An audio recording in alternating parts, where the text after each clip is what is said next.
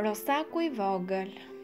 Një herë një kohë, në brekun e një liçeni, jetonte një familje rosash, e cila përbëhej nga Rosa nën, Rosaku baba dhe Rosaku i vogël.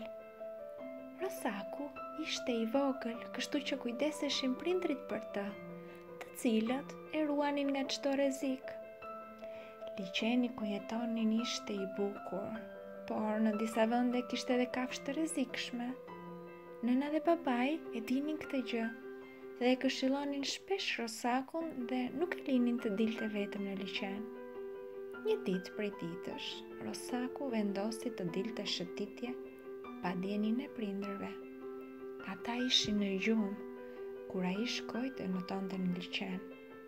Ishte shumë i lumtur e përkënaqur duke notuar në ujë. Rosaku nuk e kishte vënë re se pak më tutje një krokodil po priste të kapte ndonjë gjë për të ngrënë. Rosaku notoi, u kënaq dhe vendosi të kthehej në shtëpi. Teksa vendosi të dilte nga uji, vuri re një krokodil të madh që po e ndiqte. Ai e njohu. Ishte një krokodil i madh dhe i frikshëm. Rosaku i vogël u tremb shumë. S'dinte ç'të bënte.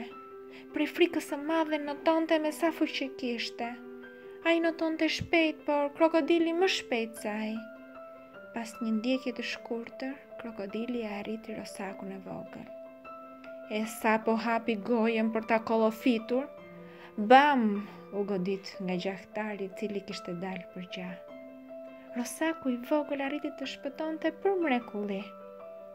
Nëna e babai i Rosakut u zgjuan nga krismat e armës së gjatarit dhe vunë re që Rosaku i vogël nuk ishte aty. U shqetësuan shumë e filluan ta kërkonin gjithandej. Më në fund e gjetën në breg të liçenit duke u dridhur nga frika. Ata e përqafuan me dashuri e Rosaku u tregoi prindërve se çfarë kishte ndodhur. Ai e kuptoi gabimin dhe u premtoi prindërve që gabime të tilla nuk do të bënte më, por do t'i dëgjonte dhe do t'i zbatonte këshillat e tyre.